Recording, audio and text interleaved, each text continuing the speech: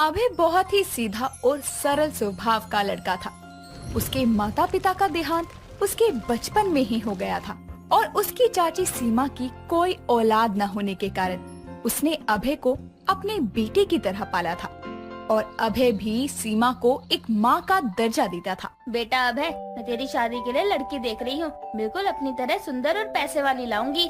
माँ, आपको जो ठीक लगे वो करो, लेकिन मुझे तो पत्नी बिल्कुल सिंपल चाहिए जो आपका ख्याल रखे और घर को संभाल सके। ये क्या बोल रहा है तू? मेरा बेटा होकर ऐसा सोचता है? कोई ऐसी लड़की आए जो आपका ख्याल ना रखे तो उसका क्या फायदा।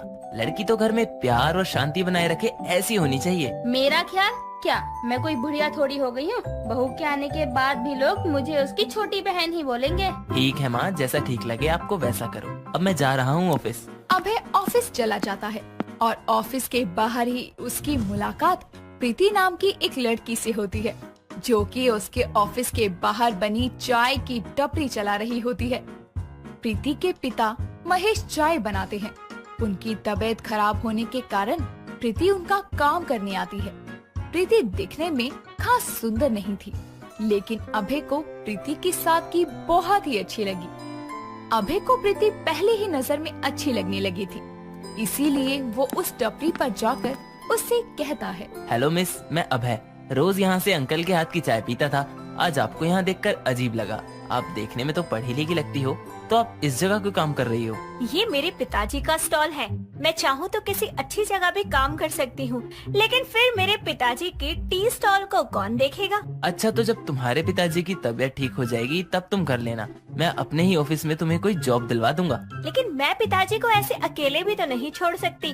वैसे भी उनकी तबीयत खराब ही रहती है। तो तुम ये स्टॉल बंद कर दो ना, वैसे भी स्टॉल से ज्यादा कमा लोगी ऑफिस में। नहीं, मैं ये स्टॉल बंद नहीं कर सकती। ये मेरे पिताजी का स्टॉल है और मैं इसे कभी बंद नहीं होने दूंगी। प्रीति की बात सुनकर अभय के दिल में उसके लिए इज्जत और बढ़ जाती है और जिसके बाद उन दोनों की मुलाकात रोज चाय के स्टॉल पर होने लगती है और देखते ही देखते दोनों को एक दूसरे से प्यार हो जाता है। और एक दिन अभय प्रीति को शादी के लिए प्रपोज करता है और प्रीति अभय को हाँ कर देती है। जिसके बाद एक सुबह अभय अपनी माँ से प्रीति के बारे में बात करता है। माँ, आप मेरे लिए लड़की देख रही थी ना, अब उसकी कोई जरूरत नहीं है। अच्छा, मतलब तुम मुझसे बिना पूछे लड़की भी पसंद कर आया? माँ, मुझे लड़की पसंद है, लेकिन आपसे बिना पूछे थोड़ी करूँगा कुछ। अच्छा ये बता, लड़की मेरी तरह पैसे वाली और सुंदर तो है ना? माँ, आप खुद ही मिल लेना ना, आपको बहुत पसंद आएगी वो। आपका खूब ख्याल भी रखेगी। ठीक है, बता कब मिलने जाना है? अभय सीमा को प्रीति के घर ले जाता है।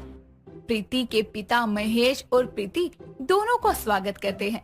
प्रीति और उसके घर को देखकर सीमा बोलने लगती है, क्यों रे, तेरी यही पसंद है? एक गरीब और बदसूरत लड़की को तू मेरी बहू बनाना चाहता है? माँ, ऐसे मत बोलो, मैं प्रीति से बहुत प्यार करता हूँ। ये तेरा 2 दिन का प्यार का भूत तो मैं उतारती हूँ। माना मैं तेरी सगी माँ नहीं हूँ, लेकिन मैंने तुझे अपने बेटे की तरह पाला है, इसलिए एक माँ के हक से मैं तुझे इस लड़की से शादी नहीं करने दूंगी। बहन जी, आप ये क्या बोल रही हो? दोनों बच्चे एक दूसरे को पसंद करते हैं। हाँ, तुमने ही सिखाया होगा ना अपनी लड़की को किसी अमीर लड़के को कैसे फंसाना होता है। चाची माँ, ये क्या बोल रही हो? नास बेटी, तेरी हिम्मत कैसे हुई मुझे चाची माँ बोलने की? माँ, क्यों बहस कर रही हो? मुझे किसी ने नहीं फंसाया, मुझे प्रीति बहुत पसंद है। पसंद है तो क्या हुआ? प्रीति से भी ज्यादा अच्छी लड़की तेरे लिए लेकर आऊंगी मैं। नहीं माँ, मुझे प्रीति से शादी करनी है। करम जली, घर में आई नहीं कि कलेश करा दिया। मैंने बोल दिया मतलब बोल दिया, तुम दोनों की शादी नहीं होगी। चाची माँ, ऐसा क्या कर दिया मैंने जो आप इतना बोल रही हो? तूने क्या कर दिया अभी बताती हूँ। मेरा बेटा मेरी सारी बातें मानता था और आज देख, तेरी वजह से ये मुझसे बदतमीजी कर रहा है। आज तूने अपने प्यार में फंसा के ये साबित कर दिया कि वो मुझे अपनी माँ नहीं चाची मानता है, क्योंकि अगर माँ मानता तो मेरी किसी बात को टालता नहीं। माँ, मैंने हमेशा आपको माँ ही माना है, चाची नहीं, और आज भी आपकी बात मान लेता हूँ। नहीं करूँगा मैं प्रीति से शादी, लेकिन आपकी पसंद की लड़की से भी नहीं करूँगा। अभय की जिद के आगे सीमा अभय की बात मान लेती है और कुछ दिनों बाद अभय और प्रीति की शादी हो जाती है। लेकिन सीमा अपने घमंड में चूर प्रीति को अपने घर में देख देख कर चिढ़ती थी और एक दिन वो अपनी सहेली मोना को घर बुलाती है और फिर प्रीति को आवाज लगाकर कहती है, अरे ओ करमजली, कहाँ मर गई? दिखाई नहीं दे रहा तुझे? घर में मेरी सहेली आई है और तू आराम फरमा रही है। प्रीति भागी भागी सीमा के पास आकर कहती है, चाची माँ आराम नहीं कर रही थी, आपके कपड़े धो रही थी। हाँ तो कपड़े धो रही है, कोई एहसान नहीं कर दिया तूने? तुझे तो आदत होगी काम करने की, कोई बड़ी बात नहीं है ये। अरे ये क्या है? तू खुद तो अभी इतनी सुंदर लगती है और बहू कहाँ से उठा लाई? वही तो, मेरे बेटे को पता नहीं क्या दिख गया इसमें। चाची माँ बाहर वालों के आगे मुझे क्यों सुना रही हो? तू कोई हूर की परी है क्या जो तुझे हम सुंदर बोले? ना ही पैसे लाई है और ना ही शक्ल है तेरे पास। अरे देखो तो जरा इसकी जुबान कितनी चलती है। इसको तो मैं सीधा कर दूंगी थोड़े ही दिनों में। खड़ी खड़ी अब देख क्या रही है? जा और कुछ खाने के लिए लेकर आ। ठीक है चाची माँ, अभी लाती हूँ। सीमा रोज अपने दोस्तों के आगे अपनी बहू प्रीति को बुरा भला बोलने लगी और इन सब से तंग होकर प्रीति अभय को सब बताने जाती है और अभय से बोलती है, अभय जी, चाची माँ मुझे रोज ताने देती है, कभी मेरे करीब होने पर तो कभी उनकी तरह सुंदर न होने पर। पहली बात तो प्रीति, वो तुम्हारी चाची माँ नहीं माँ जी हैं। मैंने हमेशा से उन्हें माँ ही माना है। और बाकी उनका तुम्हारे साथ ऐसा बर्ताव था तो तुमने मुझे पहले क्यों नहीं बताया? मैं माँ से बात करता। अगर मैं आपसे कुछ बता देती तो माँ, मेरा मतलब चाची माँ आपसे यही बोलती कि मैंने उनकी चुगली करी है आपके आगे। तुम मेरी पत्नी हो, तुम्हें अगर कोई परेशानी है तो तुम मुझे नहीं बताओगी तो किसे बताओगी? मैं अभी जाकर माँ से बात करता हूँ। अभय अपनी माँ के कमरे में जाकर उससे बोलता है, माँ ये सब क्या है? आप प्रीति को अपनी सहेलियों के आगे इतना बुरा क्यों बोलती हो? आ गया अपनी बीवी की वकालत कर रहे? मैं कोई वकालत करने नहीं आया हूँ माँ। अच्छा, अब तो अपनी बीवी के लिए मुझे सुनाएगा? माँ मैं आपको सुना नहीं रहा हूँ, बस समझा रहा हूँ। वो आपकी बहू है, उसकी बेइज्जती आपकी बेइज्जती भी है। तो मुझसे बड़ा हो गया क्या जो तू अब उसके लिए मुझे समझाने आया है? माँ आप प्रीति से क्यों इतना चिढ़ रही हैं? वो तो आपका इतना ख्याल रखती है। मैंने तो पहले ही बोला था मुझे वो पसंद नहीं है, लेकिन तूने नहीं सुनी मेरी। माँ प्रीति आपकी बहू है, अब आपको पसंद हो या ना हो वो आपकी बहू ही रहेगी। मैं उसे अपनी बहू नहीं मानती।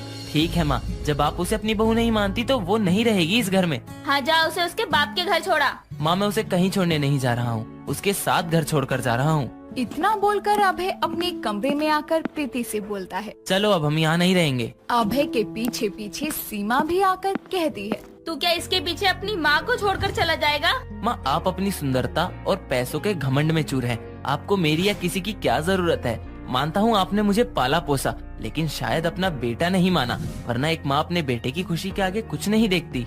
आप माँ जी से ऐसे बात क्यों कर रहे हैं? बेटा मैं तेरे बिना कैसे रहूंगी?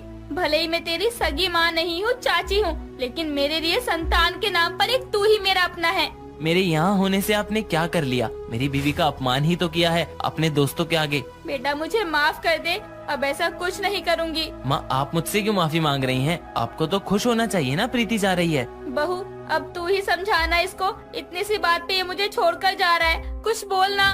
अभय जी हम कहीं नहीं जाएंगे, हम माँ जी को ऐसे अकेले छोड़कर नहीं जा सकते। देखो माँ, जिसकी आप इतनी बुराई कर रही थी ना, वो आपके लिए मुझसे लड़ाई कर रही है। बेटा मुझे माफ कर दे, मुझसे गलती हो गई। मेरे लिए तुम दोनों से ज्यादा कुछ जरूरी नहीं है, तुम कहीं नहीं जाओगे। ठीक है माँ, आपको अपनी गलती का एहसास हो गया है और अब आपको प्रीति से कोई दिक्कत नहीं है, तो हम कहीं नहीं जा रहे। सीमा को अपनी गलती समझ आती है और वो प्रीति और अभय से माफी भी मांगती है और दोनों सीमा को माफ कर देते हैं और एक साथ रहने लगते हैं।